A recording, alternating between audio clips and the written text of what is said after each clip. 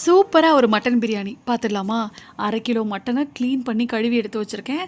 So உப்பு போட்டு 10 whistle வச்சு வேக வச்சு எடுத்துக்கோங்க. அடி கனமான பாத்திரத்தில 2 ஸ்பூன் நெய், 2 ஸ்பூன் ஆயில் ஆட் பண்ணி பிரியாணி ஸ்பைஸை சேர்த்து வதக்குங்க.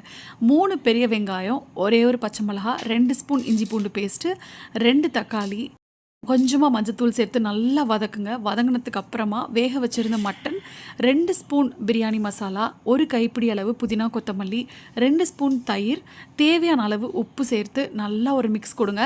நான் ஒரு 45 மினிட்ஸ்க்கு முன்னாடி 2 கிளாஸ் பாஸ்மதி ரைஸ் ஊற வச்சுருந்தேன். ஸோ அதுக்கு 3 கிளாஸ் மட்டன் வேக வச்ச தண்ணி, ஒரே ஒரு கிளாஸ் தேங்காய் பால் ஆட் பண்ணிக்கிறேன். ஸோ ஃபைனலாக உப்பு செக் பண்ணிவிட்டு நல்லா கொதிக்க விடுங்க.